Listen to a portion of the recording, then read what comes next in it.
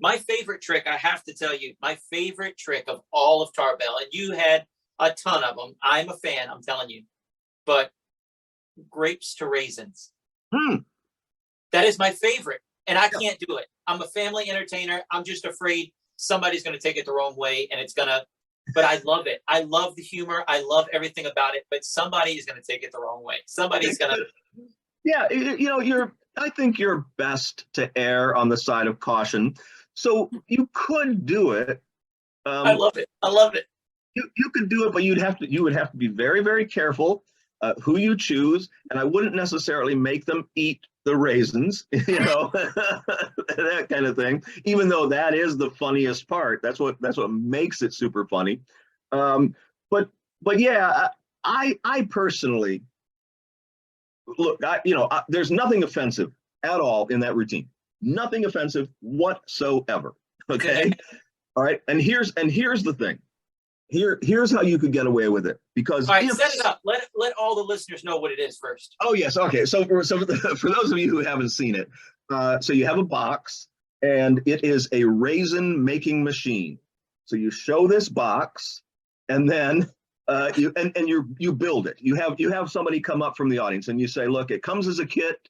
You build it in your own home. It's very simple, and so it's just like 6 pieces of wood that go together. So there's a bottom, and they put the bottom on the thing, and it screws into a little stand, and then they slip the sides in, and you show the top, and you put the top on it. So you got a box, right? There's no mechanical things inside it or anything like that.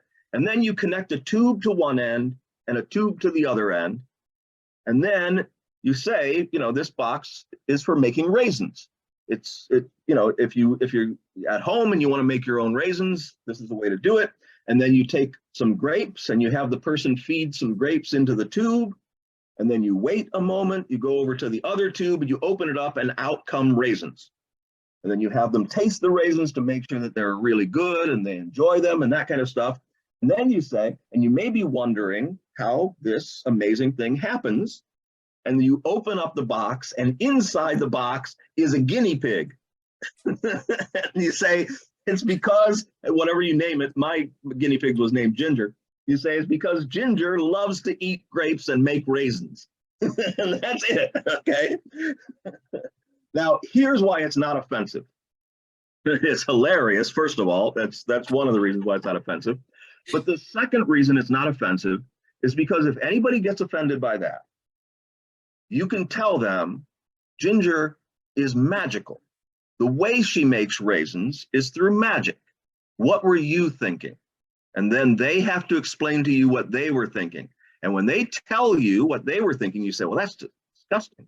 Why would you think that? You have a problem. You're the one that's wrong. And you can do that with a lot of humor, because that's the thing. The reason humor is funny is because it twists your perceptions. So yes, you're going to perceive that the animal is making raisin pellets in the way that a guinea pig or a rabbit, you can use a guinea pig or a rabbit, would make little pellets. But those little pellets, they don't look like raisins. They don't taste like raisins. They're not raisins. The whole thing is just a fiction that's hilarious, because your imagination says, oh, that's what's supposed to be happening, but it's not really happening. So any sensible person laughs at it. If they're offended by it, they are a disgusting, filthy-minded person. That's the problem. The problem isn't with you. The problem is with them.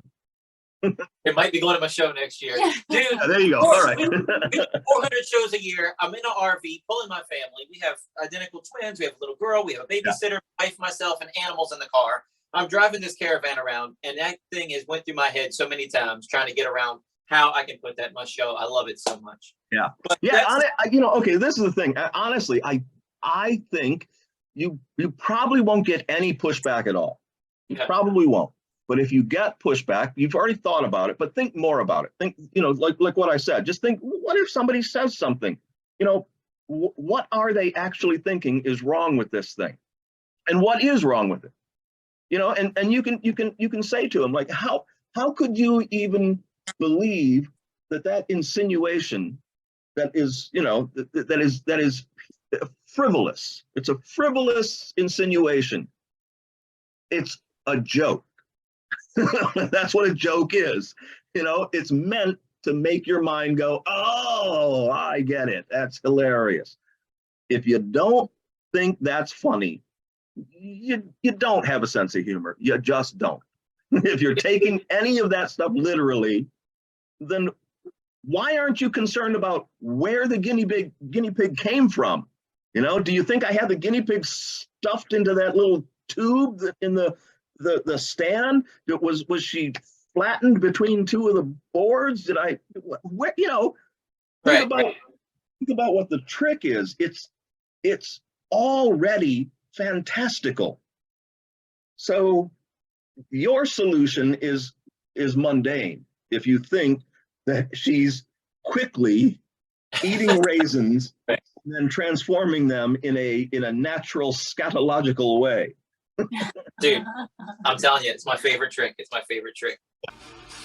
Check us out online at wesiseli.com and patreon.com/Wes_Iseli for behind-the-scenes videos, blooper videos, never-before-seen footage, discounts on merchandise, magic trick tutorials, and more.